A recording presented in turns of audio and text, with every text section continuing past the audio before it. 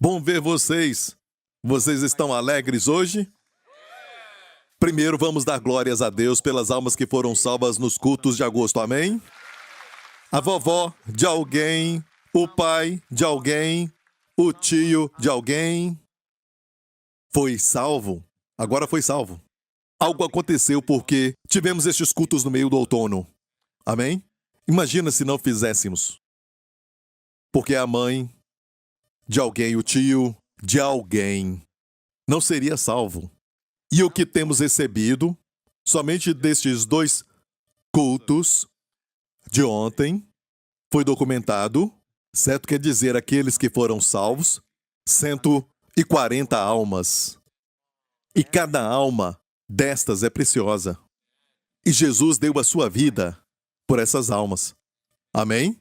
E tem mais algumas pessoas que o pastor Marco orou por elas. Então tem mais. E eu sempre creio que tem pessoas que oram a oração de confissão. Amém? E talvez eles não querem ser reconhecidos, mas olha, graças a Deus, eles são salvos. Isso é o mais importante. E isso é o que a igreja tem que fazer. Amém? Pregar o evangelho de Jesus Cristo. Amém? O que está perto do coração de Deus é o seu Filho e o que o seu Filho fez por nós na cruz. Ele quer que o mundo inteiro saiba. Amém? Quando Jesus veio à Terra, mesmo que Jesus disse que na sua primeira vinda a Israel, nascido em Belém, cresceu em Nazaré, e durante a sua vida, ele pregou para as ovelhas perdidas da casa de Israel. E por isso, às vezes, como por exemplo, quando ele foi para Tiro, a parte mais no norte que Jesus pregou naquela época foi em Tiro. Vou te mostrar um mapa de Tiro. Olha aqui. E aqui está o mapa com diferentes cores, para você ver então a divisão das tribos, as 12 tribos de Israel, o território deles, as áreas que pertenciam a eles. E na tribo de Azer estava Tiro. E esta foi a parte que, muitos anos antes do nascimento de Jesus, foi o lugar onde Alexandre o Grande conquistou. Tiro. Era difícil conquistar Tiro e Sidom. E ele conquistou. E aqui foi o lugar mais norte de Israel que Jesus foi. Amém? E ali tinha uma mulher sirofenícia que não era judia. E não se esqueça, Jesus foi enviado às ovelhas perdidas da casa de Israel. Ele foi para uma área de gentios, que era Tiro, cheia de gentios. E você sabe que gentios são os não-judeus. E por isso, todos nós, seja chinês, indiano, somos não-judeus. Quer dizer que somos gentios, pertencemos aos gentios. E Deus prometeu para Abraão que ele seria o pai de todo o povo judeu. E Deus também falou para Abraão, amém, que a sua semente, o Messias seria, sabe, um judeu. E foi o que aconteceu. Jesus nasceu em Belém, da linhagem do rei Davi. Amém?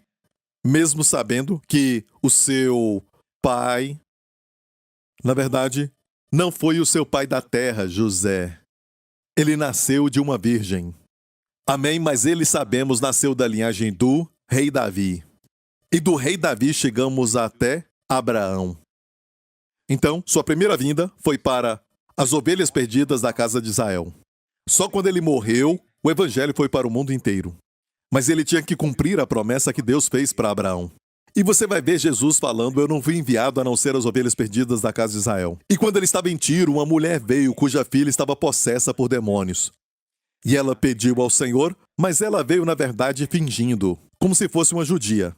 Ela disse, filho de Davi é uma expressão usada pelos judeus sobre o Messias. Somente eles podiam usar isso naquele tempo. E ela veio querendo se parecer uma judia, e Jesus não a respondeu. Ela continuou incomodando o Senhor, e os discípulos falaram, despede-a. E ele disse, eu não fui enviado a não ser as ovelhas perdidas da casa de Israel. Ele disse, e ela não era ovelha perdida da casa de Israel. Essa foi a sua primeira vinda, mas você crê que Jesus tem compaixão e amor no seu coração? Mesmo por ela? Por que será que ele foi para Tiro? O lugar mais longe das suas viagens, qualquer viagem que ele fez, o lugar mais longe que ele foi Tiro. Por que ele foi lá primeiramente? Por causa daquela mulher. Ele atravessou o mar da Galileia por causa de um homem que estava tão possesso, o homem mais endemoniado. Ele atravessou o mar da Galileia por causa daquele homem.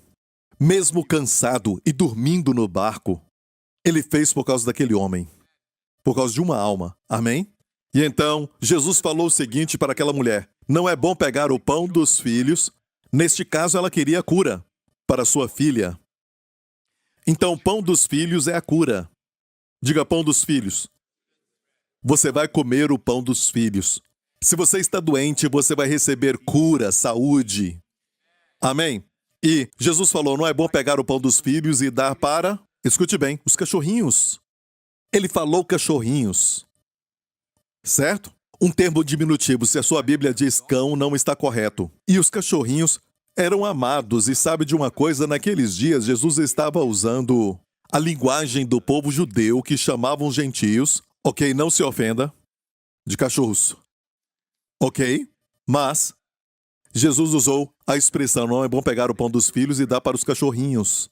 Ele falou com carinho, mesmo ela não tendo aliança. Naquela época, os gentios não tinham aliança com Deus. Deu uma saída para ela. Por quê? Os cachorrinhos pertencem onde? Dentro da casa. E geralmente ficam perto da mesa. E ela respondeu, mas até os cachorrinhos comem as migalhas que caem da mesa do Senhor. Ela disse, Senhor, até os cachorrinhos comem migalhas. Agora, ela não fingiu ser alguém, como uma judia, certo? Fingindo ser uma judia, mas mostrou quem ela era. Ela usou o termo que todos os gentios usavam, Senhor. Ela foi honesta. Quantos sabem que Jesus não quer que você seja hipócrita ou uma pessoa desonesta? E por quê? Você sabe por quê? Jesus falava palavras duras para os fariseus daquela época, sabe? Isso porque eram soberbos e tinham justiça própria. Justiça própria como se fossem santos, atitude de santarrão condenando os outros. E Jesus falava duro com eles quando se trata dos publicanos que eram rejeitados pela sociedade. Em Israel, naquela época, quando se tratava das prostitutas ou até mesmo os leprosos, Jesus, mesmo sendo pecadores, Jesus não falava duro com eles. Nunca. Isso mostra que ele é o mesmo ontem, hoje e eternamente.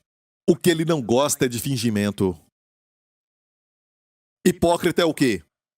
Tentar ser quem você não é.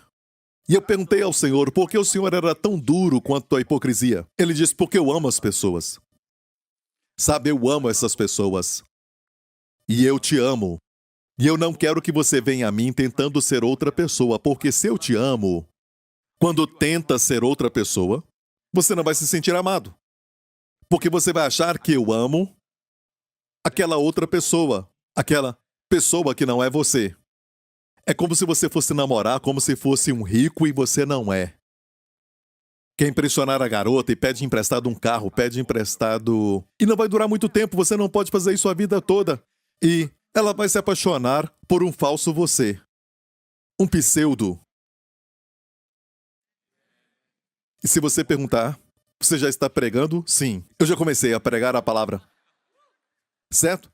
E para que você se sinta amado, você tem que deixar a pessoa ver quem realmente você é. Então, quando ela se apaixona por você, certo? Feio, bom ou mal, você sabe que é amado. Posso ouvir um amém? E o Senhor quer que você saiba que somente quando você for você mesmo, se é um pecador, isso não é problema para ele. Ele veio para ser o Salvador. De certa forma, os pecadores têm. Porque são pecadores, têm o direito. Porque são pecadores, têm o direito a um Salvador. Aqueles que acham que são santos não têm direito a um Salvador. Se você é um pecador, diga ao Senhor que você é um pecador. E ele diz, eu sou um melhor Salvador do que você é um pecador.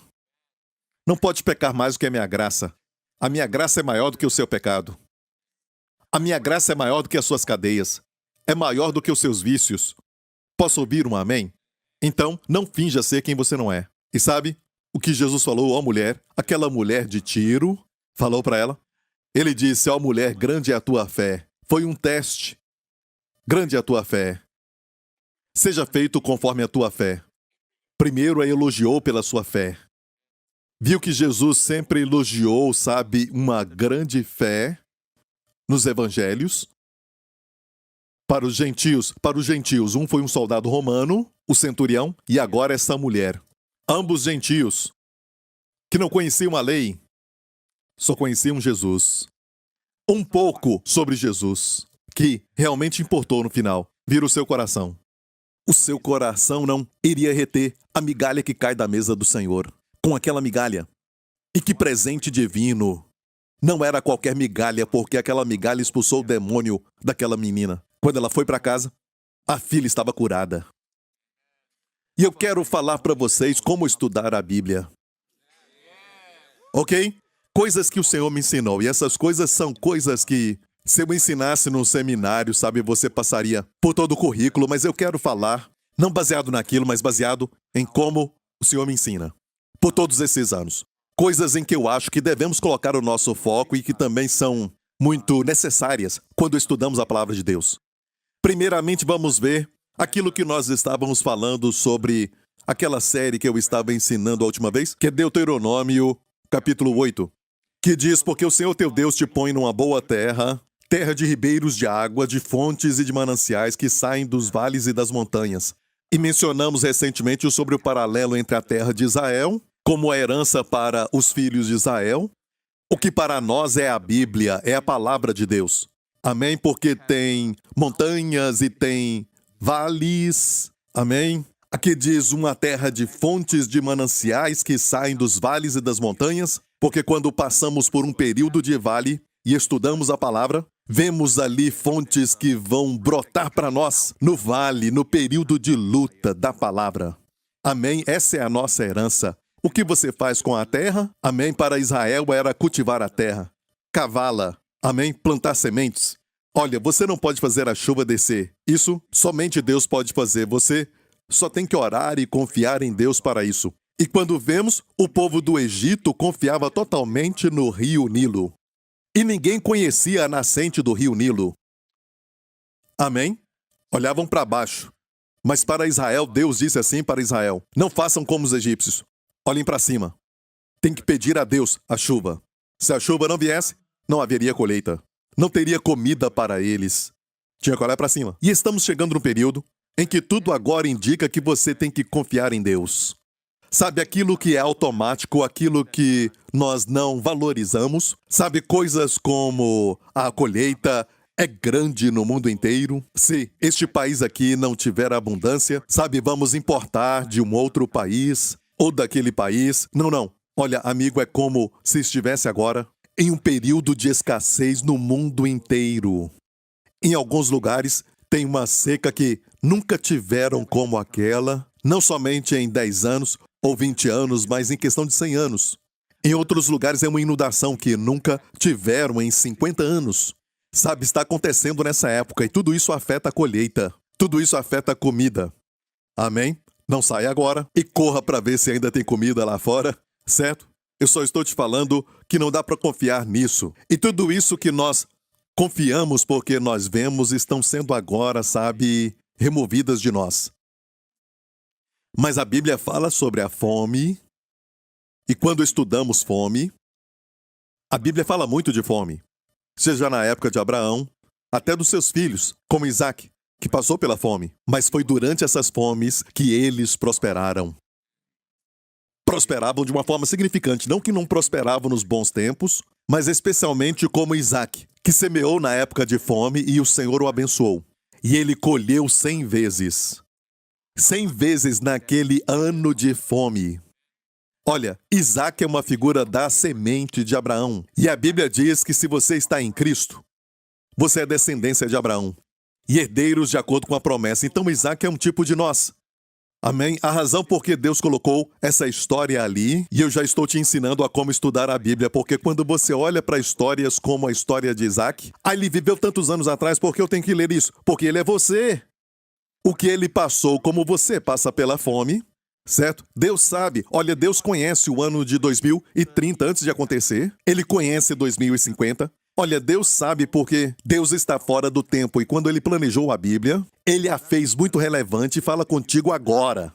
E todas as histórias do passado falam com você agora. Tem sempre uma palavra para hoje. Você pode ler e dizer: pastor, eu já memorizei o Salmo 23. Bem, o Salmo 23 ainda pode falar com você. Não pense por um momento que você já o esgotou. Não pense por um momento que você o esgotou. Amém? Mesmo memorizando. Medita nele, Deus vai te dar mais. E você vai ver fontes que vão subir destes vales. Enquanto medita, amém, você vai ver jorrar e vai dizer, aleluia! Vai ficar como Jeremias, em Jeremias 15:16, que diz, achando-se as tuas palavras, logo as comi. A primeira coisa que você faz com a Bíblia quando a acha não é dizer o seguinte, o que eu vou fazer? Certo? É uma mentalidade da lei. A primeira coisa que você faz com a palavra é comê-la. É para comer. É para comer, se perguntar ao Senhor, certo? Por que as pessoas estão se rebelando? Porque as pessoas estão viciadas em drogas, porque elas estão presas a alguns tipos de vícios e porque elas não conseguem se libertar, porque estão deprimidas, porque tanta gente deprimida hoje, certo? Sabe o que ele fala? Estão famintos. Estão com fome. A primeira coisa que o inimigo ataca é sempre a colheita. E sabe, quando a Bíblia diz que Gideão estava malhando o trigo, ele malhava o trigo no lugar que era o lagar. E não era o lugar certo para você malhar o trigo. Malhar o trigo é como estudar a palavra de Deus. É o trigo, certo? O pão da vida. Malhava o trigo para comê-lo. Certo? E ele o fazia à noite para esconder de quem? Os midianitas. Os midianitas iam ali, sempre na colheita. Quando os judeus tinham uma colheita, eles vinham e roubavam a colheita deles. E eles ficavam nas montanhas e quando a colheita chegava, eles roubavam a colheita. Então, Gideão fez isso em oculto para ter uma colheita secreta, malhando secretamente, colhendo secretamente, certo? Porque ele queria, sabe, comer aquilo sozinho, mas Deus falou com ele. Deus chama quem estuda a palavra. Amém? Para alimentar outros. E ontem eu estava estudando a palavra, me preparando para hoje, e eu sempre vejo vocês famintos. Ok? E você pode dizer, Pastor Prince, eu acho que eu estou faminto por mais mídia social na minha vida. Eu acho que quanto mais leio, mais eu me sinto melhor. Não é isso. Você fica vazio. Fica mais deprimido. Você está com fome. E fome do pão verdadeiro. Está com fome. E em Isaías diz, por que você trabalha por aquilo que não satisfaz? Amém? Você está com fome. Não está deprimido, está com fome. Sabe, você não está, na verdade, com um coração rebelde. Amém? Você luta por algo porque você tem fome. Já viu pessoas que ficam com fome? Ficam muito iradas? Mulheres? Perceberam isso? Às vezes o marido não está irado com você. Não está irado. Ele está com fome. Olhe para o seu marido e diga amém. Você já passou por isso? Ou isso só acontece comigo? Eu vi o pastor Lawrence levantar sua mão. Ele é um homem muito honesto e Deus ama isso, sabia? O Senhor ama a honestidade. Vocês precisam se arrepender. Amém? E um homem com fome pode ficar muito irado. Certo? Mas a ira, na verdade, não é o seu problema. O seu problema é mais fundo. Ele está com fome. E você está com fome, mas não está comendo o verdadeiro pão. E você fica procurando alguma coisa na geladeira, abre a geladeira procurando alguma coisa para comer, mas não acha. E você não vê que é fome espiritual porque você não se alimenta da palavra. E você pega algo e come, e depois de um momento, ainda está com fome. E come mais. Isso é errado, irmão. Sabe, isso não é bom. Você vai ver os resultados que vão te mostrar que não é bom. Amém? Eu vou assistir televisão, vou assistir este drama, eu vou assistir, sabe, este filme, isso, sabe, vai me alimentar. A sua mente fica distraída, é verdade, você se distrai, mas depois que acaba o filme, você vai ficar com aquele vazio, dizendo o que eu quero. Eu vou assistir mais, certo? Não é a resposta. No dia seguinte, você tem olhos de guaxinim ou de um panda, coisas assim, porque isso não te alimenta. E a Bíblia diz em Isaías, porque, sabe, você gastou dinheiro naquilo que não satisfaz. E tudo isso, sabe, comer ou assistir, sabe, tudo isso tem o seu lugar. Eu não estou falando mal, isso não é pecado. Não é pecado comer. Você só tem que saber que você está com fome. O inimigo sempre ataca a comida. Alguns homens de Davi se tornaram valentes, foram reconhecidos como valentes, porque não deixaram o inimigo pegar a colheita. Alguns ficavam no meio do campo, de um campo como de lentilhas, certo? E ficavam ali com a espada. E a Bíblia diz que o inimigo era numeroso, mas a espada ficava grudada na sua mão. E a espada representa a palavra. E ele lutava dizendo, essa colheita é minha, você não vai pegá-la. Certo? De jeito nenhum. Eu plantei, eu reguei, eu trabalhei. E onde você estava? Você vem e quer pegar a minha comida? Não, eu vou ficar aqui. A Bíblia diz, fique firme. Proteja a sua colheita. Amém? Não deixa nada roubar o seu tempo de passar com a palavra de Deus. Amém? Seja de manhã, enquanto você está sentado no vaso. Como eu te falei, isso também é bom. Alguns dizem, isso é falta de reverência. Não, você está sendo religioso. Porque é melhor você fazer isso do que não fazer isso e não ler a palavra o dia inteiro.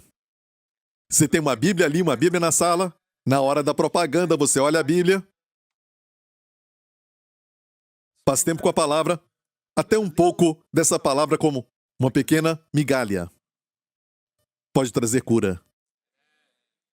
Posso ouvir um amém?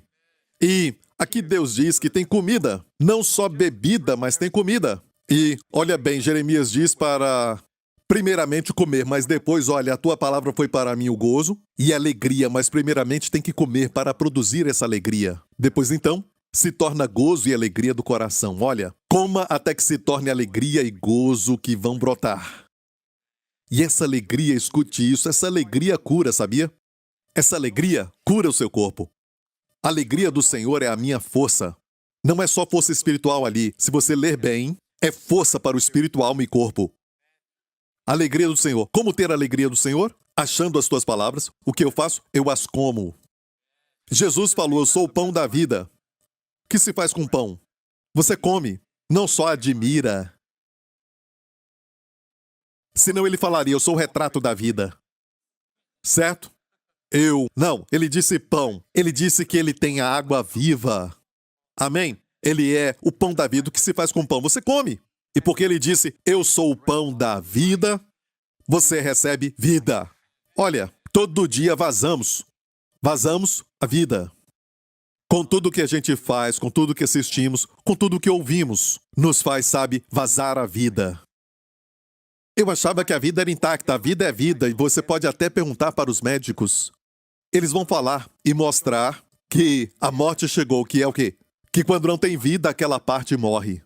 E parte do seu corpo, quando vaza a vida, certo? A morte chega, eles falam de envelhecimento, chamam disso, mas a vida reduz. Mas você pode receber mais vida. Jesus disse, eu vim para que tenhais vida e vida com abundância.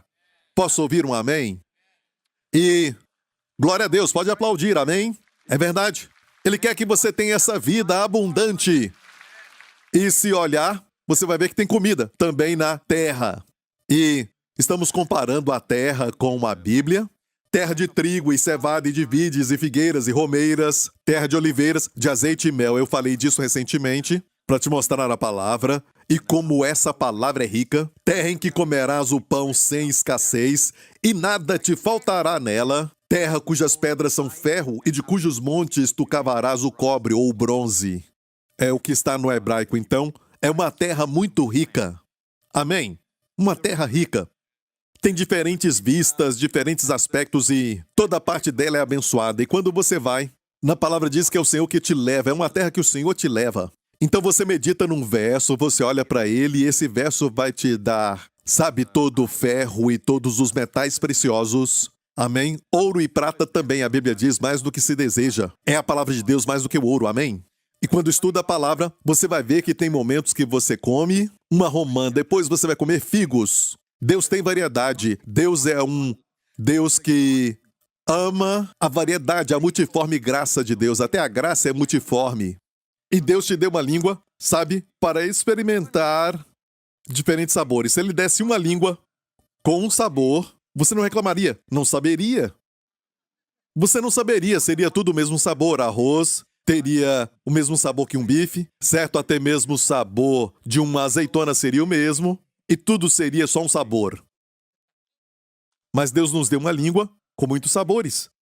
E descobriram agora que tem mais um sabor chamado umami em algum lugar. Amém? Umami. E eu tenho certeza que tem mais um. E eu profetizo que se estudarem mais, vai ter mais um chamado Ded. E esse vai ser... Ah, Pastor Prince, o senhor é tão bobo. Amém? Se tem umami, deve ter o Ded também, certo? E tem coisas que eles falam como o cérebro, que nós só usamos 10% dele, certo? Amém? Você conhece alguém que não usa nem 10%? Não olhe para ninguém agora, amém? Certo? E olha, sabia que os cientistas falam que nós só usamos 10% do cérebro. E eu creio que os outros 90%, sabe, como recuperá-los? A Bíblia nos fala que os dons do Espírito Santo são exatamente 9. Amém? Vem quando você é cheio do Espírito Santo e maximiza a sua mente. Amém? E cobre todas as áreas. Os figos são para uma coisa, porque você sabe que eles são bem doces. Saiba isso sobre figos. Eles são bem doces, mas não aumentam o açúcar no sangue. Não aumenta. De fato, eles dizem que algumas pessoas que sofrem de muito açúcar no sangue, eles podem, sabe, até comer muitos figos. Amém? Não pesquise agora, em casa você pode. E é incrível que essa terra, com todas as promessas de Deus, era boa para o paladar e também para a saúde. Amém? Se é um homem e quer ser frutífero, quem tem ouvidos ouça, certo? Romãs são boas para você. Tem muitas sementes. Eu estou me adiantando um pouco. Ok, isso foi de graça, ok? Foi de graça. Amém? Olha para romã e pergunta para si mesmo por que tem muitas sementes. Eu creio que isso vai te ajudar. Só posso falar isso. Quem tem ouvidos para ouvir, ouça. Amém? Amém?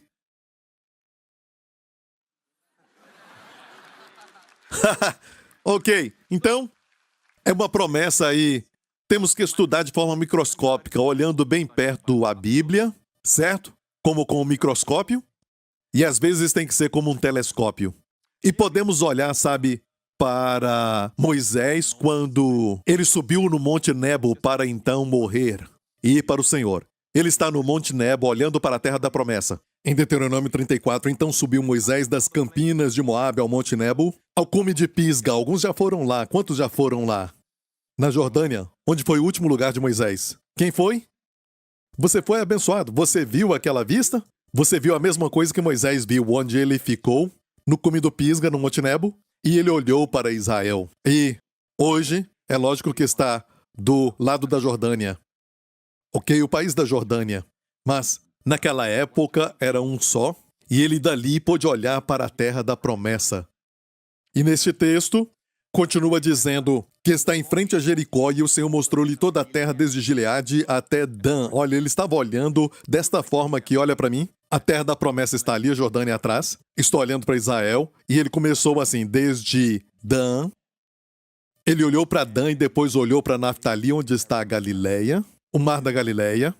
Ele podia olhar só para frente e sabe o que estava na sua frente? Jericó, a cidade mais perto daquela região, na área do Vale do Jordão. Mas ele não fez isso, ele olhou para lá, certo?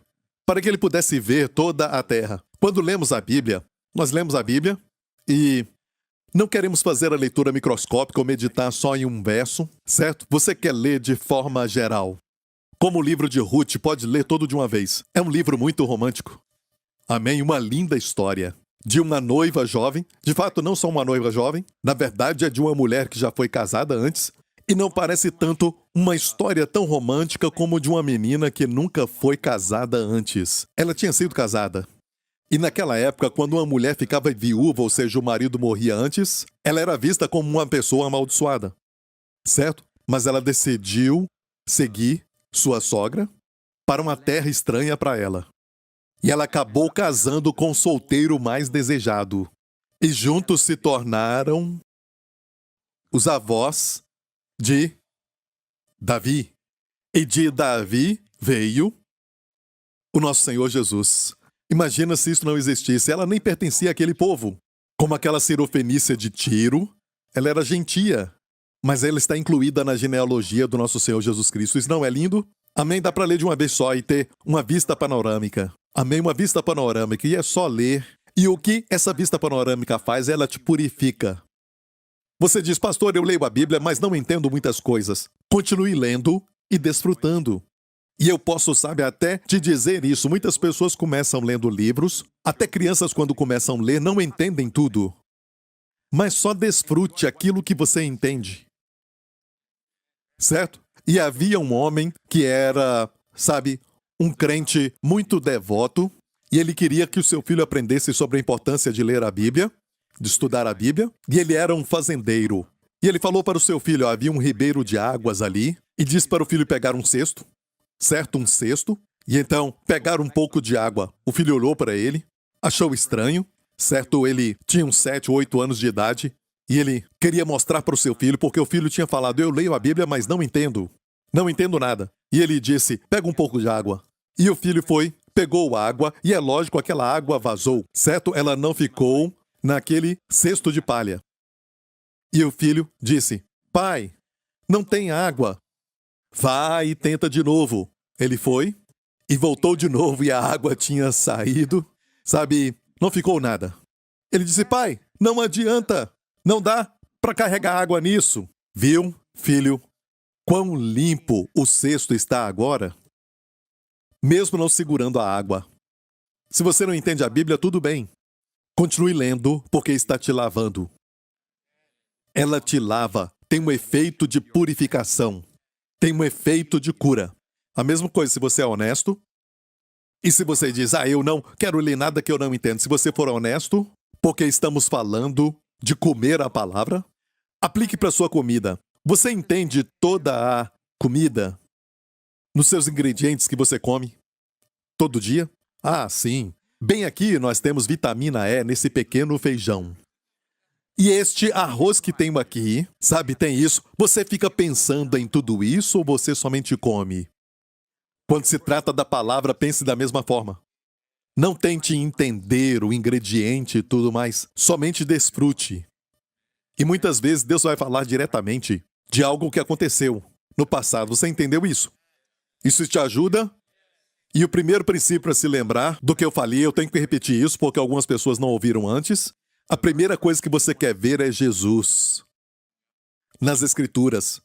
E é por isso que você tem que pegar até as palavras da lei e torná-las palavras de Cristo. Você entendeu? Torne a palavra da lei as palavras de Cristo. Como se faz isso? Jesus fez isso no mesmo dia que ele ressuscitou, certo? E eu vou falar rapidamente. Para aqueles que não ouviram isso, Jesus ressuscitou e você acha que tinha uma coisa importante para ele fazer. Mas sabe o que ele fez? Ele foi caminhar com 2 discípulos desanimados. E ele impediu que seus olhos vissem quem ele era. Certo? E essa parte é interessante, porque mais tarde nós vemos o porquê. Eles estavam desanimados e olha como ele os trata. E ele disse assim para eles, ó tardios de coração para crerdes, porque eles falaram, nós pensamos que seria ele quem remisse, falando dele. Pensávamos que ele ia remir Israel, sabe, estabelecer o seu reino e tudo mais. E Jesus disse, ó tardios de coração para crerdes. Tudo aquilo que os profetas falaram. Viu? Eles não sabiam. E tem 2 coisas contra a igreja. Porque eles eram discípulos, crentes, que às vezes são tardios para crer. Se você sabe, vem um outro problema. É tardio de coração para crer. Qual é a cura para a tolice, ignorância e tardios para crer? Todos querem uma fé grande, amém? Não queremos ser tardios para crer, amém? Qual é a resposta? A Bíblia diz que começando por Moisés, Jesus disse no verso 27, começando por Moisés, e quando falamos começando por Moisés, o que é isso? Os 5 primeiros livros da Bíblia. Moisés não foi o autor, Moisés foi simplesmente o escritor, como um secretário. Deus foi o autor. Toda escritura é inspirada por Deus. Cada palavra. Eu disse cada palavra. Quando Jesus ficava de frente dos fariseus, sabe? Alguém diz que a ideia foi inspirada, não as palavras. Não, nós cremos na inspiração plena da palavra de Deus. Quer dizer que cada palavra foi inspirada. Cada palavra, até cada letra. E olha, Jesus ficava de frente dos fariseus naqueles dias que não criam. Sabe, aqueles que eram os fariseus e também os saduceus, que não criam na ressurreição. Os saduceus não criam na ressurreição, certo? E não acreditavam também em milagres. E Jesus falou isso. Porque eles falavam, quando morre acaba, certo? E eles falavam sobre de quem ela será, essa mulher cujo marido morreu e depois o irmão casou com ela, uma lei judaica. O irmão tinha que casar, certo? E finalmente, todos eles morreram e ela foi para o céu. As pessoas perguntam coisas que não têm sentido. Já pensou nisso?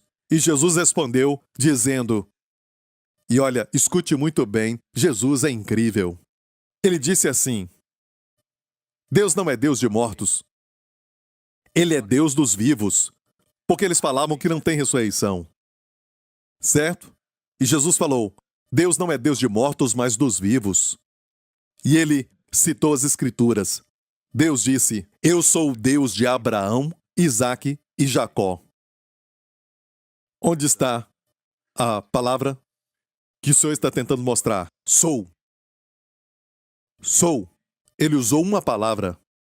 Porque se eles existiram e não existem mais, Deus falaria, eu fui o Deus de Abraão, Isaque e Jacó. Mas ele não falou eu fui, ele disse eu sou. No hebraico, tempo presente. Eu ainda sou o Deus de Abraão, Isaque e Jacó. Eles estão comigo.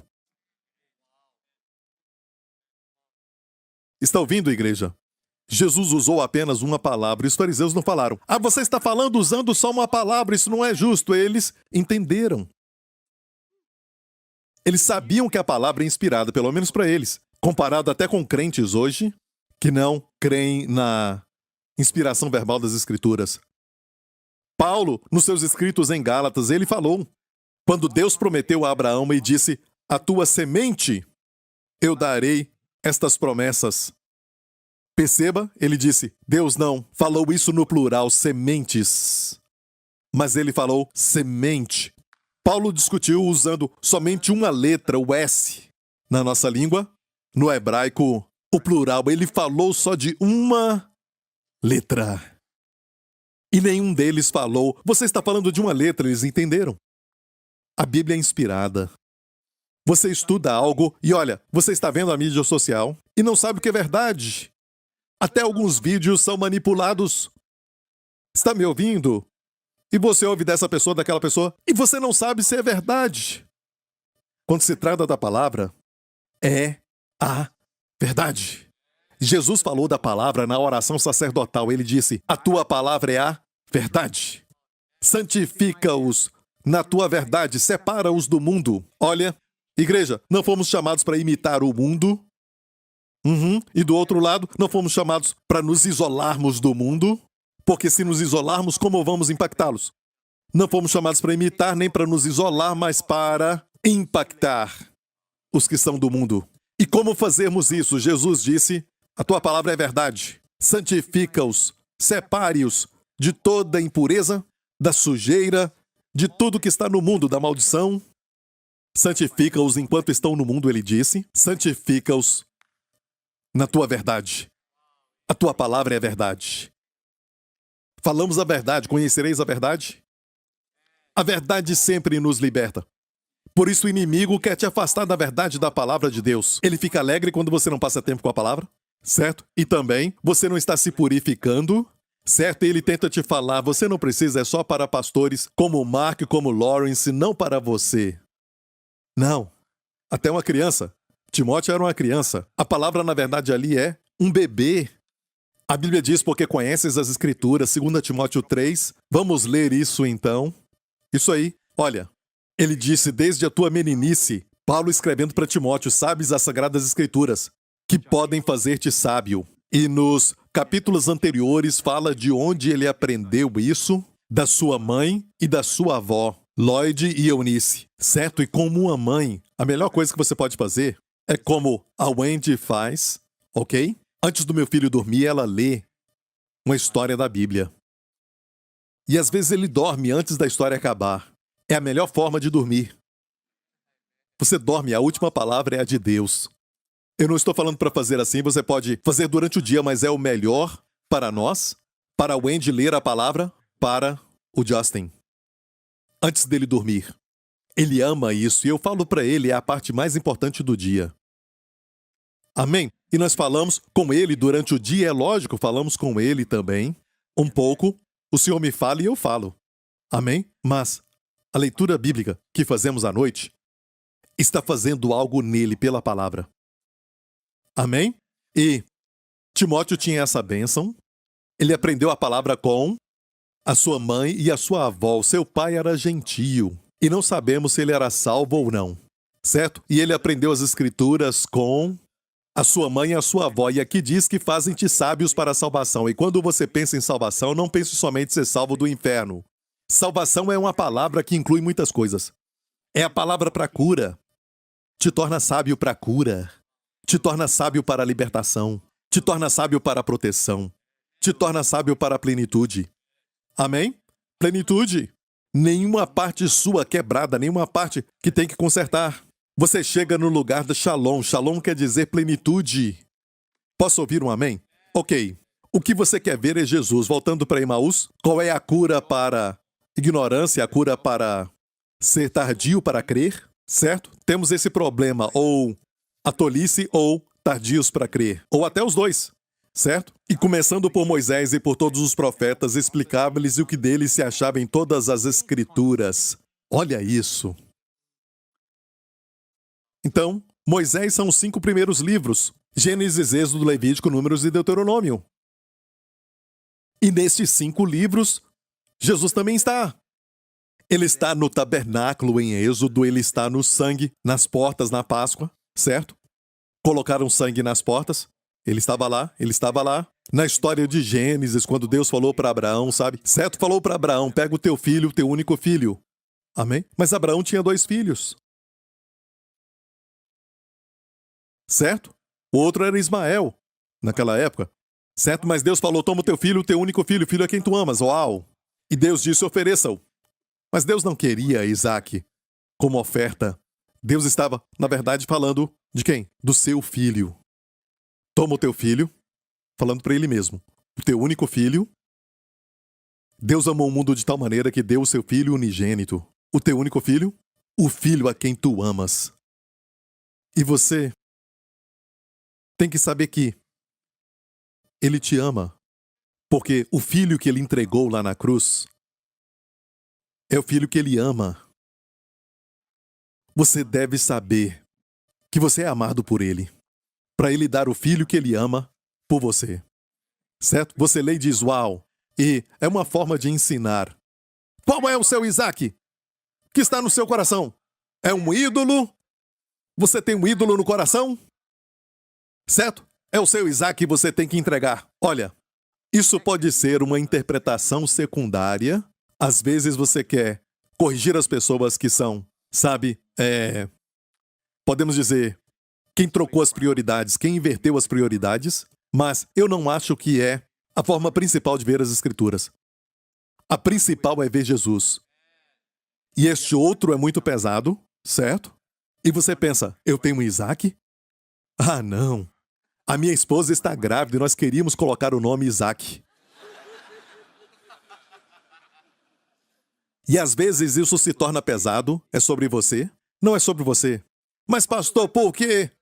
Porque o Senhor o cegou, não o cegou, mas impediu que eles vissem quem ele era. Porque o Senhor falou isso comigo. Eu nunca ouvi ninguém pregar isso. O Senhor me falou isso anos atrás, quando eu perguntei por quê. O Senhor não se mostrou com o corpo ressurreto. O Senhor disse que era mais importante para eles me verem nas Escrituras do que me verem em pessoa. Porque se eles me vissem em pessoa e crescem, então hoje todos iriam dizer, falou comigo, vocês iam dizer, nós nunca te vimos em pessoa. Mas quando eles o viram nas Escrituras, ele deu para todos nós oportunidade igual. Hoje, de vê-lo nas Escrituras. Posso ouvir um amém? Certo? Essa é a cura para ignorância e para tardio para crer. Sua fé vai crescer. Amém? Sem fé é impossível agradar a Deus. A próxima coisa é que quando você lê o Antigo Testamento, e você sabe que eu amo ensinar no Antigo Testamento, você sabe disso, certo? Quando você lê do Antigo, o primeiro princípio é este, número 1, veja Jesus. Por que ver Jesus? Porque quando você vê Jesus, você se torna como ele. Vamos ver o verso 18. 2 Coríntios 3:18. Mas todos nós com o rosto descoberto, e eu fiquei sorrindo para mim mesmo, porque descoberto quer dizer sem máscaras. E eu disse, uau, porque eu não tinha planejado ensinar sobre coberto ou não coberto, porque é um culto especial para Singapura, certo? Mas, aconteceu assim. Todos nós com o rosto descoberto, refletindo como um espelho a glória do Senhor, somos transformados de glória em glória, na mesma imagem como pelo Espírito do Senhor. Viu isso? Somos transformados quando o contemplamos. Onde o contemplamos? Nas Escrituras.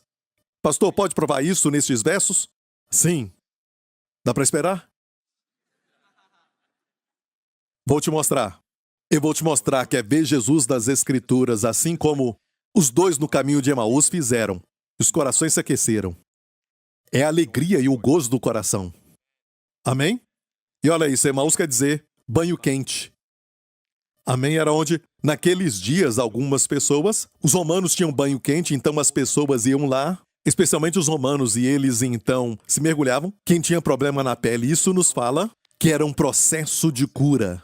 Como ser curado? Vendo Jesus nas Escrituras. Que a palavra de Deus habite em vós com toda a sabedoria. Outro princípio que tem que ter quando estuda o Antigo Testamento, especialmente, o Novo é muito direto. Certo? O Antigo Testamento, tipos e sombras. Se não tiver cuidado, você pode fazer aquilo que está lendo, uma lei. Por exemplo, tem uma lei que diz: não atarás a boca do boi enquanto debulha. Em Deuteronômio, vamos ver isso? 25, verso 4. Não atarás a boca ao boi quando trilhar. Quer dizer o quê? Que quando o boi ficava trilhando trigo, ou algum tipo de grão num círculo, e o boi ficava se movendo de uma forma circular naquele lugar, rodeando o chão. Ele fazia isso, carregando uma madeira, e a madeira moía. Colocava ali o trigo ou algum tipo de grão, certo, para moer, e era difícil uma pessoa fazer isso. Eles usavam uma outra pequena, mas a grande, para moer mais, tinha que usar um boi. E o boi ficava rodeando, e tinha muita palha ali, naquele lugar. E ele disse: não ate a sua boca, como faz com o cachorro. Por quê? Porque você é pão duro. E está com medo de perder todo o grão que você tem, certo? E se você é um boi, por favor, não coma do grão que está no chão. E Deus disse, porque Ele cuida dos animais também. Ele disse: não ata a boca do boi. Ele pode comer enquanto trabalha. Se for inteligente, um boi bem alimentado trabalha mais. Isso quer dizer mais lucro. Não seja tolo, certo? Amém? Deus sempre te beneficia. Mas, quando lemos isso, tem uma aplicação para hoje, certo? Não ate a boca do boi. É interessante. Sabe o que Paulo falou disso? Vamos para 1 Coríntios 9. Ele disse: quem jamais milita à sua própria custa? Olha, quando o boi está malhando, era como se falasse: não recompense o boi. Deus estava falando o seguinte: quem vai para a guerra com seu próprio dinheiro? Não é o país que paga tudo. Tudo que ele tem, certo? É pago pelo país. Estou certo? Ele não paga por sua arma. Ele não paga pelo capacete. Certo? Não paga pela sua roupa. Certo? Quem jamais milita à sua própria custa? Quem planta a vinha e não come do seu fruto? Igreja, não é verdade? Certo? Ou quem apacenta o gado e não se alimenta do leite do gado? Certo? Digo eu isto segundo os homens, ou não diz a lei também o mesmo? Eu te mostrei agora a lei. Paulo está falando do Antigo Testamento. E como Paulo vê o Antigo Testamento? Ele vê algo que nós temos também que aprender. O próximo verso, ele diz: porque na lei de Moisés está escrito: não atarás a boca ao boi que trilha o grão. Porventura tem Deus cuidado dos bois? Ele está preocupado com os bois? Deus estava preocupado com os bois? Deus estava preocupado com os bois? Como eu falei, sim, Deus cuida dos bois também, é verdade. Mas essa lei foi dada para nós nos aprofundarmos.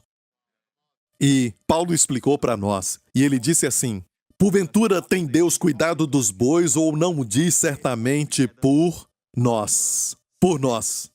Por nós! O que o boi tem a ver comigo? Está falando do meu tamanho? A minha esposa me chama de boi e diz: sai daqui, tudo bem.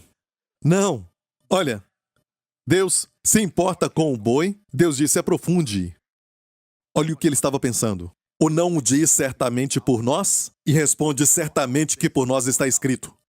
Foi escrito por nós. Quando lê o Antigo Testamento, número 1 é para ver Jesus, porque quando o vê, você é transformado como ele. Número 2, o que Jesus tem, você tem.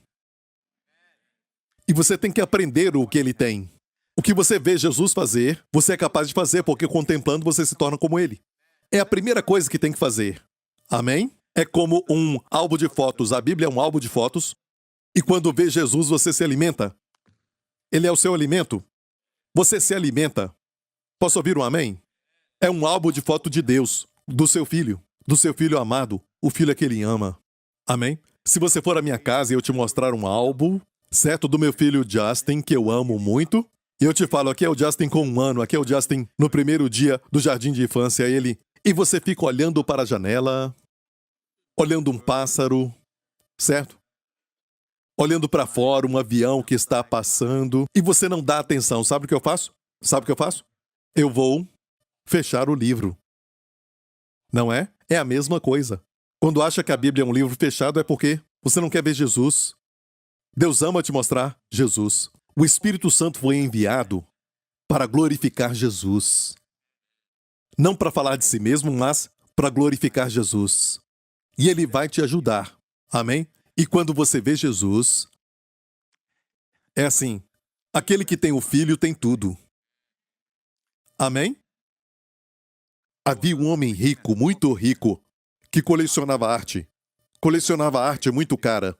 E ele tinha um filho muito querido, um filho que ele amava. E o seu filho morreu numa guerra. Esse homem envelheceu e não teve mais nenhum herdeiro. E ele também morreu.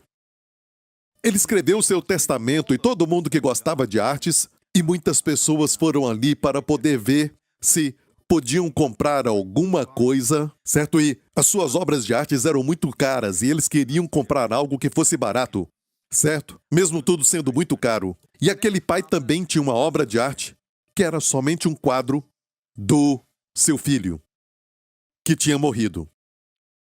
Então, eles começaram um leilão e chamaram todos os participantes. E o leiloeiro falou: o primeiro, certo, que vamos vender é o quadro do seu filho. E ficaram olhando uns para os outros porque ninguém queria comprar aquele quadro. Certo? E finalmente, um senhor idoso lá atrás ficou em pé e disse: certo, eu quero. Eu vou comprar. E a oferta era $10 e ele disse: eu compro. E este idoso lá atrás era, na verdade, o governante da casa, que amava aquele garoto. Ok? E ninguém sabia aquilo que o pai tinha dito para o leiloeiro antes disso. Ok, agora já foi vendido. Aquele senhor comprou o quadro. Vamos vender os outros. O leiloeiro bateu o martelo e disse: o leilão acabou. O quê? O leilão acabou. Porque, baseado naquilo que o Senhor falou no testamento, quem comprar o filho ganha todos os quadros. Amém? Quando você recebe Jesus, você recebe tudo. Quando você vê Jesus, você recebe tudo. Amém? Você é um co-herdeiro de Jesus. Certo? Deus não enviou Jesus somente para Jesus ser Jesus por ele mesmo, mas enviou para que ele se identificasse com você. Amém? Ele é a sua nova identidade. Ele é a nossa justiça. Amém? Ele é a nossa sabedoria. Ele é a nossa santidade. Ele é a nossa redenção. Amém? Isso te abençoa?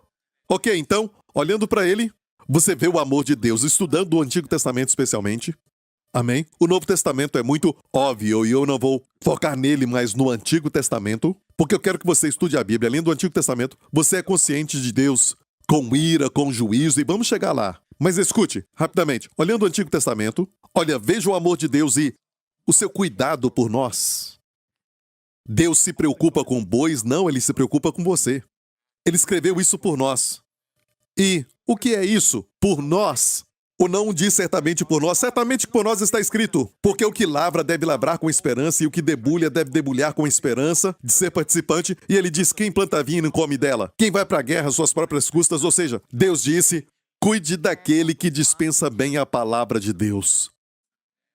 E nessa passagem, Paulo está falando de cuidar das pessoas que são servas do Senhor. Você não deve atar a boca. Amém? Ou seja, eles devem prosperar. Até materialmente, o próximo verso fala isso. Se nós vos semeamos as coisas espirituais, Paulo está se incluindo aqui. Se nós vos semeamos as coisas espirituais, damos coisas espirituais para você, certo? Será muito que de vós recolhamos as carnais? Amém? Os pastores recebem salário, certo? Dos dízimos e ofertas. Isso é muito se eles semeiam para vocês coisas espirituais que são eternas? Que não são, sabe, tangíveis, não é? Que são mais importantes. Amém? Amém? Pastor, o que está acontecendo? Não tem salário para eles? Não, só estou brincando. Paulo falou sobre isso. Sabe, Paulo tinha sabedoria, porque aqui ele fala: não atarás a boca do boi, e depois diz: os presbíteros que governam bem sejam estimados por dignos de duplicada honra, honra aqui, certo? Mas em outra versão diz salário dobrado. Paulo falou isso para Timóteo, aqui neste verso. Amém? Como Paulo recebeu essa sabedoria para governar essas coisas, a igreja? Do Antigo Testamento. E geralmente no Novo Testamento é muito geral, certo? É muito geral. Alguns dizem: Pastor Prince, os seus ensinamentos deveriam ser mais práticos. Meu amigo, não dá para ser mais prático, porque olha, se tentar ser prático da forma que alguns falam ser prático, o que vai acontecer é o seguinte: maridos, amai vossas mulheres, como Cristo amou a igreja. Isso é prático? Na verdade, é muito geral. Amai vossas mulheres, como Cristo amou a igreja. O que é isso? De forma sacrificial. É o que sabemos, como Cristo amou a igreja, como ele amou, morrendo por ela na cruz. É o que eu tenho que fazer, e comecei a pensar. Não me fala, não é prático no sentido de como devo amar. Por quê? Porque Deus quer que você seja guiado no Novo Testamento pelo Espírito, de como cada um de nós deve amar a esposa. Porque as mulheres não são iguais. Todas elas amam diamantes. Não, só estou brincando, só estou brincando. Tem coisas que são comuns, mas, olha, por exemplo, a Wendy não gosta tanto de flores. Eu comprava flores para ela quando namorávamos, e ela sempre foi muito educada, sabe? Ela me agradecia, mas ela não gosta tanto. Ela gosta de outra coisa.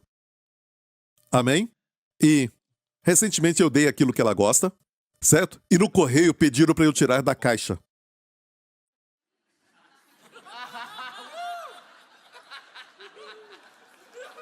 Esquece, você é muito devagar. Você vai entender, certo? O aniversário dela é semana que vem. E eu tento dar para ela um presente que ela vai gostar muito. Amém? Que ela possa pegar e abraçar, certo? Mas o correio me pediu para sair da caixa. Sabe, então... Ok, então... Só olhando para o Antigo Testamento, Paulo foi capaz de ensinar algo. E quando alguém fala que eu não sou prático, ok? Não, pensa muito bem, certo? É perigoso falar para as pessoas: você tem que fazer isso como marido. 5 coisas para fazer, e essas coisas podem te sabotar. Não é exatamente aquilo que precisa. E você está voltando para a lei. E alguns amam isso.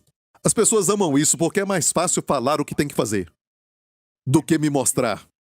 Mas se você estudar as cartas de Paulo, seja Efésios, Colossenses e tudo mais, você vai ver que Paulo começa com verdades posicionais. O que eu chamo de riqueza do crente. Depois vem o caminhar. O primeiro é a riqueza, nos 2 primeiros capítulos, ou 3 capítulos, depois o andar, capítulo 4 de Efésios. Depois vem a batalha. Permanecer firme contra principados e potestades, certo? Por a armadura de Deus. Então, temos riqueza, caminhar e batalha. A sua batalha não vai ser boa se você não entender a riqueza que você tem. Tem que entender quem você é. E isso eu chamo de indicativos, na teologia, indicativos. E depois vem os imperativos, o que fazer. Mas até os imperativos são gerais, porque Deus quer dar espaço para o Espírito Santo. Como Paulo disse, vocês foram ensinados a amar uns aos outros. Como? Vocês foram ensinados por Deus como amar uns aos outros. Deus nos ensina a amar. Ele ensina como cuidar dos filhos. Ele ensina todas as coisas. Amém? Ele vai te falar que às vezes fazer esta coisa é certa, é romântico, às vezes fazer aquilo é errado. Até um filho corrigir na hora errada, se o Senhor não te falar, pode ser ruim para o filho, e não corrigir nunca pode ser ruim para o filho. Ela tem que sentir o seu amor e cuidado por ela. A disciplina pode melhorar o filho. Sentem amor, é engraçado, mas sentem amor quando você corrige. E sabe, tem pessoas que foram criadas numa família rica e se tornam rebeldes, e uma das coisas que dizem é: o meu pai nunca me corrigiu. Não se importava com o que eu fazia. Faço isso para chamar sua atenção. Até nos filmes dá para ver isso. Certo? Ok, então, olhando para o Antigo Testamento, seja consciente do amor de Deus nos versos. Pastor, é difícil porque muitas coisas do Antigo Testamento são julgamento, a ira de Deus. Como interpretar isso? Bem, viu a perspectiva de Paulo quando ele interpretou a lei? Interpretou à luz do amor de Deus. Certo? Podemos interpretar à luz do amor de Deus e o julgamento, a arca de Noé e coisas assim. Vou te mostrar algo muito rápido. Certo? Mais um princípio bíblico, Salmo 136. Louvai ao Senhor porque Ele é bom, porque a sua benignidade dura para sempre. Porque a sua benignidade dura para sempre. Em hebraico, certo? Rodula Adonai ki tov, ki leolam hasdou. Hasdou de Hased. Ok? Então aqui nós temos ki leolam hasdou, ki leolam. Todo o verso 1 até o 26 do Salmo 136, termina assim. Todo o verso termina assim. A sua benignidade dura para sempre. Deus fez isso, a sua benignidade dura para sempre. Olha isso. Vamos ver aqui alguns exemplos. Aquele que só faz maravilhas, quero que diga, a sua benignidade dura para sempre. Aquele que por entendimento fez os céus, a sua benignidade dura para sempre. Aquele que estendeu a terra sobre as águas, porque a sua benignidade dura para sempre. Aquele que fez os grandes luminares, porque a sua benignidade dura para sempre. E entendemos isso. Entendemos que quando Deus fez esses atos maravilhosos, amém? E a sua grandeza foi demonstrada. E falamos, naturalmente, a sua benignidade dura para sempre. Mas olha agora o próximo verso. Ok? Mais em frente. Aquele que dividiu o mar vermelho em duas partes, porque a sua benignidade, falamos amém, a sua benignidade dura para sempre. Ele abriu o mar vermelho para o seu povo passar. Estou certo? Olha o próximo verso, que diz... Não, o próximo fala, e fez passar Israel por meio dele, a sua benignidade dura para sempre, e tudo isso entendemos. Ok? Mas olha este verso, que diz, mas derrubou a Faraó com o seu exército no Mar Vermelho. E ainda diz, porque a sua benignidade dura para sempre. É um julgamento. Você está lendo julgamento. Certo? Como a sua benignidade dura para sempre, o foco deve ser a sua benignidade dura para sempre. Sua Hesed, que... Leolam hasdou. Isso no hebraico, louvando a sua Hesed, sua graça. Leolam é para sempre. Como assim? Porque não foi, sabe, boas novas para Faraó e o seu exército. Mas olha, foi boas novas para o povo de Deus. Se ele não derrubasse a Faraó no mar com seu exército, o que aconteceria? Eles estavam com o coração tão endurecido que Deus deu para ele muitas chances de se arrepender e enviou Moisés para falar com ele. Deus deu para ele chance, mais chance, mais chance. Até mesmo o julgamento que veio foi, sabe, 30-1, julgamento pequeno. E ninguém foi ferido, ninguém foi machucado, certo? Ficou tudo difícil, como o mundo está agora. Tudo muito difícil, tudo ficou difícil nos últimos 2, 3 anos. E agora está ficando mais difícil. E o coração ainda está endurecido. E se rebelam, sabe? E toda nação que tem caído interiormente. E ainda brigam contra Deus e os seus caminhos. Certo? E, olha, estamos vendo Faraó duro, com seu coração endurecido, não deixou o povo ir, ele seria poupado. Certo? Mas não deixou o povo de Deus ir. E diz, ele endureceu seu coração. E no hebraico, diz que o Senhor, então, endureceu seu coração. Mas ele tinha endurecido primeiro. E até aqui estava com o coração duro. Então escute, quando lê julgamento, se pergunte, onde está a misericórdia? Porque em todo julgamento tem misericórdia. Deus mostra misericórdia e amor e graça para alguém. Você tem que ser esse alguém. Você tem que ser aquele para quem ele abriu o Mar Vermelho. Aquele que atravessou. Aquele que ele protegeu de Faraó e dos seus exércitos, vindo, certo? Sabe, como uma inundação para atacá-los e matá-los. E se você pensar de forma errada, coitado do Faraó. Nada de coitado do Faraó.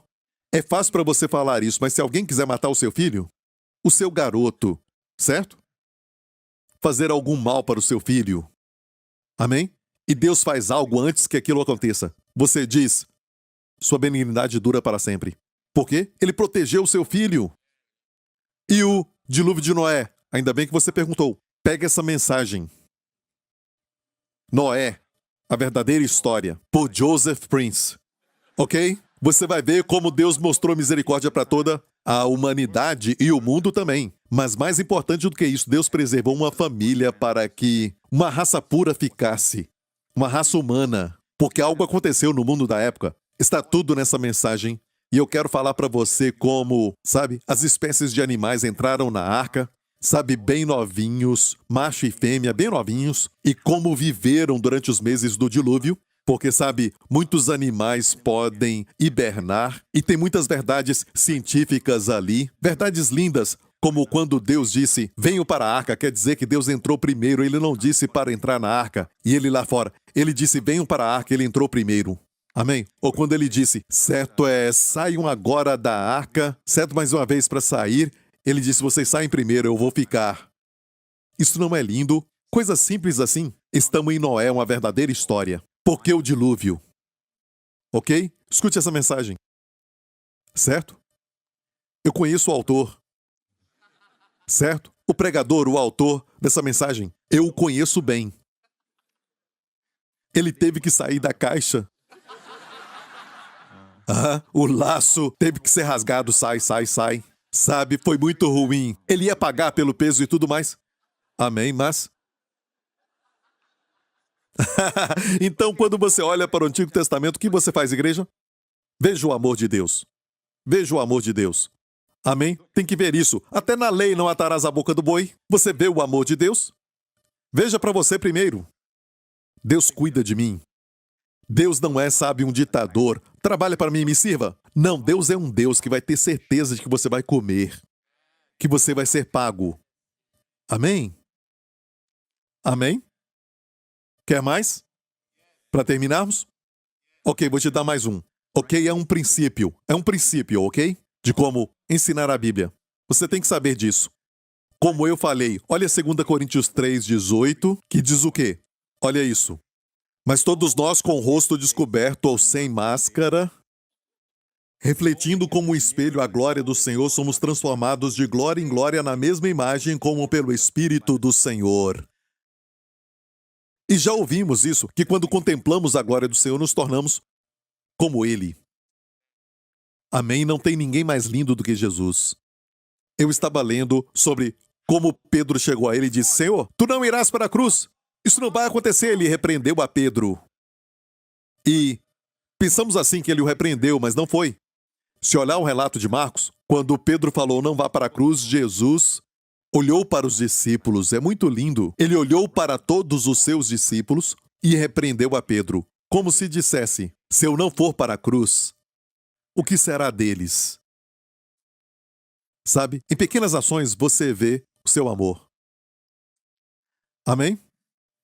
Eles disseram, sabe, a sua mãe e os seus irmãos físicos, estão lá fora, te esperando. Ele então olhou e disse, esses são os meus irmãos e irmãs. Eu amo até o olhar do Senhor. Tem amor no seu olhar. Pedro negou Jesus no Evangelho de Lucas, e a Bíblia diz que, na terceira vez, o galo cantou e Jesus estava perto de Pedro. Ele estava preso, tinha sido machucado, mas ele olhou para Pedro. Lindo, ele virou para olhar para Pedro. E Pedro chorou. Com o olhar, ele lhe disse, Pedro, eu te falei. Não foi? Mas eu também disse, depois de se converter, você vai se converter. Você vai ser restaurado. Você vai fortalecer os seus irmãos. Jesus profetizou a vitória, sua restauração antes da queda. Ele olhou para Pedro como se falasse, eu te perdoo e ainda te amo. Isso tocou no seu coração. Só um olhar. E eu amo esses detalhes nas escrituras quando eu leio, os evangelhos especialmente. Ele via as multidões.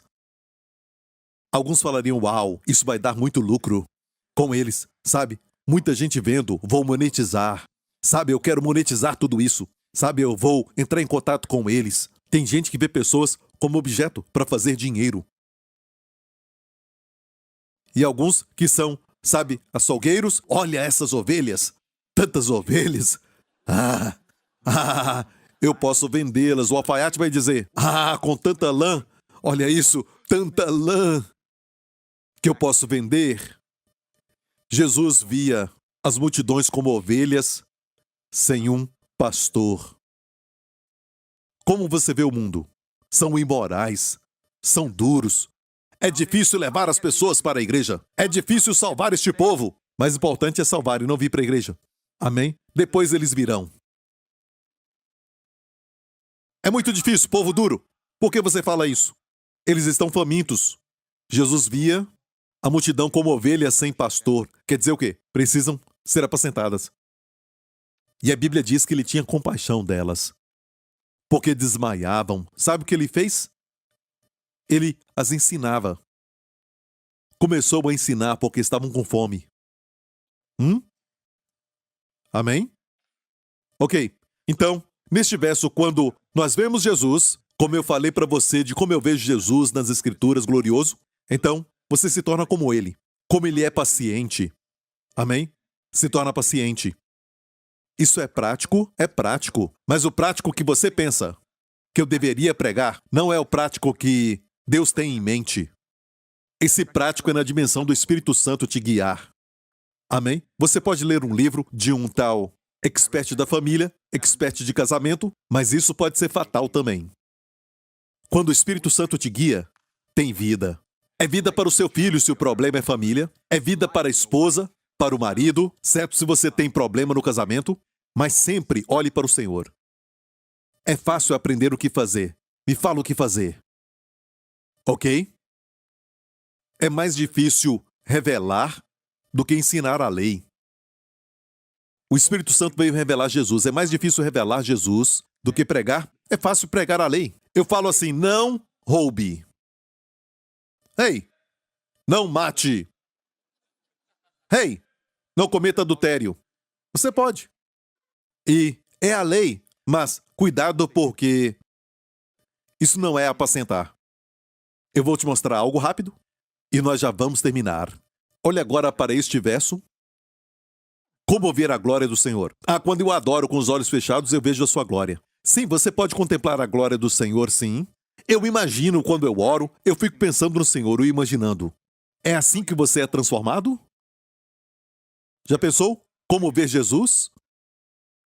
Você vai ouvir aqui, nesta igreja.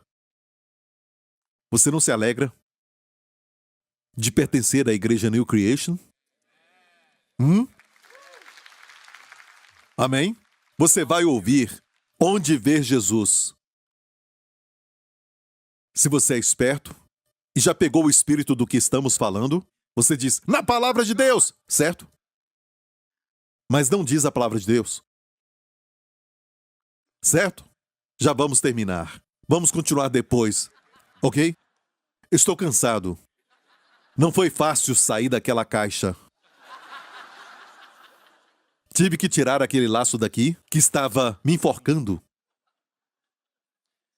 Ia ser um bom presente de aniversário. Ok. Como sabemos que é a palavra de Deus? Vê Jesus na palavra de Deus. Como eu sei? Bem, leia o contexto. Vamos ver. Ok. Volta. Só mais um pouco. Verso 6. O qual nos fez também capazes de ser ministros de um novo testamento, não da letra, mas do Espírito, porque a letra mata e o Espírito vivifica. Quando você interpreta bem a palavra, sabe, um dos princípios mais importantes. E é por isso que eu falo, no seminário, às vezes, eles não ensinam esses princípios que são importantes aprender.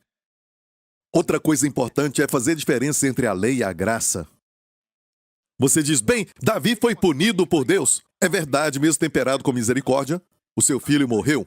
Certo? E dizem o seu filho também pode morrer por causa do pecado. Não, isso é aplicar alguma coisa que era da lei. Davi estava sob a lei, você está sob a graça.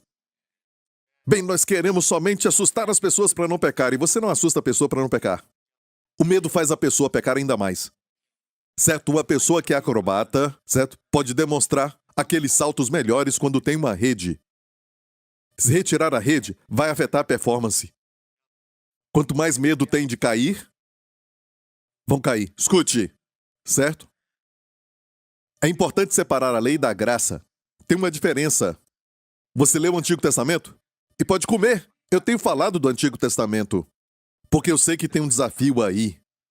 Certo? Então, lendo o Antigo Testamento, não se esqueça do Evangelho.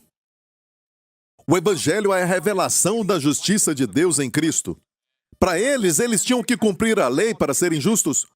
E ninguém consegue. E finalmente eles tinham que oferecer o holocausto, que é uma figura de Jesus Cristo na cruz. E Deus permitia que eles continuassem e a bênção continuasse, e continuasse, e continuasse, até eles trocarem de Deus, sabe, adorando ídolos. Então foram levados para o cativeiro da Babilônia, porque por causa disso eles pararam de oferecer o holocausto. Nada cobria mais os pecados, uma figura de Jesus. E nós não estamos debaixo disso. Estamos debaixo da graça. Ou seja, Deus olha para nós, escute, como justos em Cristo. Hoje a hipocrisia é não ser quem você realmente é. Se você é a justiça de Deus em Cristo, amém? Jesus se tornou pecado na cruz para que você se torne justo. Amém? A justiça de Deus nele, estou certo? Então você agir como um pecador, fica pecando hoje, você ainda é um pecador que continua pecando e tudo mais, agindo assim, quando Jesus se fez pecado. Olha, Deus não colocou pecado em vocês dois. Amém? Para vocês dois sofrerem. Não! Deus pôs os pecados em Jesus para que ele pagasse, tomasse o seu lugar, para você tomar o seu lugar. 2 Coríntios 5, 21. Se o pecado está nele, a justiça está em mim. Se o julgamento está nele, a graça está sobre mim. Ele foi rejeitado, eu sou aceito e amado. Deus enviou o seu filho para isso. Tem uma diferença entre a lei e a graça. Essas coisas aconteceram porque estavam sob a lei. Não estamos sob a lei, mas sob a graça. Quando você lê isso com esse entendimento, você pode ler tudo. Eu tinha aquele carimbo, sabe aquele carimbo em vermelho? P-A-G-O, pago. Já viu aquilo? Então, na minha Bíblia, no livro de Levítico, na Bíblia, eu carimbei todas aquelas páginas. Pago, pago, pago, pago. Então, para que quando eu fosse ler, não esquecesse. Se eu ficasse envolvido com os detalhes e ficasse com medo, se não fizer isso, já era. Ou aquilo, já era. Pago. Ou então, se não obedecer, a maldição vem. Pago. Então, leia o Antigo Testamento à luz da obra concluída. Você entendeu isso? Está ouvindo? Certo, e diz aqui, somos ministros da nova aliança, não da letra, mas do Espírito. Então, o Antigo Testamento é a letra. Alguns interpretam assim. Dizem, olha, quando você lê a Bíblia, é somente letras. Você tem que fazer a Bíblia se tornar viva. Então é Espírito. Essa interpretação é errada. Eu sei que alguns falam disso. Alguns ensinam a Bíblia, mas é só letras que mata. Não está falando da Bíblia. Está falando da lei e da graça. O contexto é a lei e a graça. A letra são os 10 mandamentos que vieram no Monte Sinai. O Espírito que vivifica veio no dia de Pentecostes, você sabe. A lei foi no primeiro. E o Espírito que vivifica veio no dia de Pentecostes também. Num outro monte, o Monte Sião. E ali 3.000 pessoas morreram. E aqui 3.000 foram salvos. A letra mata, o Espírito vivifica. Sob a lei é morte. Sob a graça, a vida é dada. Amém? Você entendeu isso? O foco da lei é fazer, certo? A graça é ver o que já foi feito e receber. Ver o que foi feito e receber. Até o nosso serviço hoje, amém, é de acordo com aquilo que vemos e recebemos. O que eu tenho eu te dou em nome de Jesus. Amém, e lutamos de acordo com o poder do Espírito Santo que opera em nós. É sempre receber e depois fazer. Operamos a salvação, operamos. É Deus fazendo em você. Deus opera em nós e operamos. Se você não vê, se você não souber o que você tem, não dá para fazer. Paulo fala da riqueza nas cartas primeiro, depois o que fazer, o andar. Você entendeu isso? E que bênção! Você teve um seminário bem curto. Você não se alegra com isso? Agora vamos terminar. Ok, não aplauda, eu quero te enviar para casa. Ok, então, mais embaixo. E se o ministério da morte gravado com letras em pedras, pare! Deus o chama de ministério da morte. Qual era o ministério da morte? Gravado com letras em pedras, a única parte da lei, escute. Alguns dizem, não estamos sob a lei, pastor, em termos de oferecer holocausto ou em termos de atar a boca do boi. Essas leis cerimoniais, não temos que oferecer nada disso, mas é o que Deus quer dizer. Quando você fala que não estamos sob a lei, tem que falar isso. Não é a lei, os 10 mandamentos, mas a Bíblia diz que o ministério da morte foi gravado com letras em pedras. São os 10 mandamentos. A única parte da lei que foi gravado em pedras, escrito pelo dedo de Deus, são os 10 mandamentos. E Deus o chama de ministério da morte. Não estamos debaixo disso. Ao contrário. E aqui diz que ele era glorioso.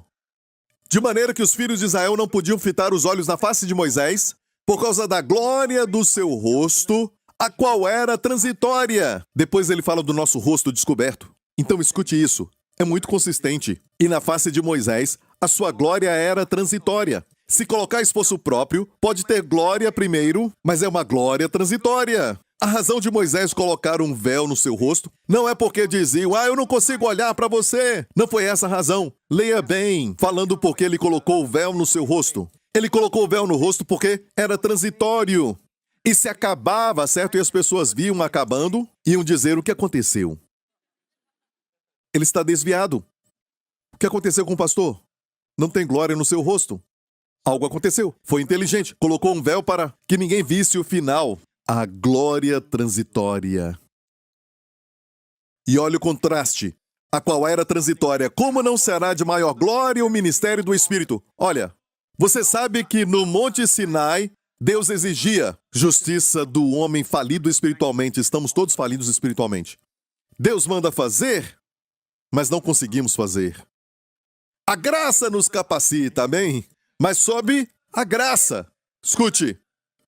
Sob a lei, Deus exige justiça. Sob a graça, Deus provê a justiça. Muito mais os que recebem a abundância da graça e o dom da justiça reinarão em vida por Jesus Cristo. Por isso alguns não reinam, porque não recebem isso. O diabo ataca a abundância da graça e o dom da justiça porque ele sabe que os cristãos vão começar a reinar quando receberem esses dois. E fazer desses dois o grande foco do seu estudo. Até no Antigo Testamento, quando lê o Antigo Testamento, vai extrair a graça, como Paulo fazia. Veja o amor de Deus. Veja Jesus ali. Vamos em frente. E ainda diz, porque se o ministério da condenação, mais cedo ele chamou de ministério da morte. E sabe como demonstrou? Ele fez isso prático. Se você acha que está condenado, usou uma palavra para te condenar. Isto é a lei. O ministério da condenação foi glorioso, foi glorioso. Muitos avivamentos no passado usaram muito a lei. Alguns deles. E tinha uma glória, mas era transitória. E tem um avivamento chegando. E nós cremos que já estamos vivendo. E essa glória só vai aumentar. Não é transitória, amém? Olha, porque se o ministério da condenação foi glorioso, muito mais excederá em glória o ministério da justiça, aqueles que pregam o evangelho de Jesus Cristo, que não fala mais do pecado, mas que fala que você é a justiça de Deus em Cristo. Você não está mais sob a lei, está sob a graça. Deus não exige mais justiça de você hoje. Deus provê justiça, só você receber. E Deus é por você. E nunca te deixa, nem te desampara. No Antigo Testamento, se faz o que é certo, Deus é com você. Se você faz o errado, Deus se vai. Sob a graça, Deus nunca te deixa. Sob a lei, Davi teve que orar. Não retires de mim o teu espírito. Não me abandona. A tua presença é o que eu quero. Sob a graça, Deus diz, eu nunca te deixarei, nem te desampararei. Por quê? Porque um homem sozinho, pendurado entre a terra e o céu, pendurado na cruz, clamou, Eli, Eli, meu Deus, a primeira vez que ele chamou o Pai de Deus. Por que me desamparaste? Para hoje falarmos, meu Pai, por que me abençoas tanto? Ele o deixou, mas nunca vai te deixar. Ok? Ok. Eu não vou pregar semana que vem. Então pode me dar mais 2 minutos só? Ok? Isso. Vamos ler? E não somos como Moisés, que punha um véu sobre a sua face, para que os filhos de Israel não olhassem firmemente para o fim daquilo que era transitório e inteligente. Colocou um véu para ninguém ver que era transitório. Certo? Não somos como Moisés, que colocou um véu. Isso não é bom? É o dia de tirar o véu. De tirar a máscara. Mas os seus sentidos foram endurecidos, porque até hoje o mesmo véu está por levantar na lição do Velho Testamento, o qual foi por Cristo abolido. O povo judeu hoje, como Moisés, tem um véu no coração. Quando? Na lição do Antigo Testamento. Eles não veem a graça, eles não veem o Messias, eles não veem Jesus nele. O que eles veem é a lei e mais lei. E muitos crentes hoje, quando leem o Antigo Testamento, é só lei, lei e mais lei. Viu a lição do Antigo Testamento? Agora olhe o que ele fala. Em vez de falar Velho Testamento,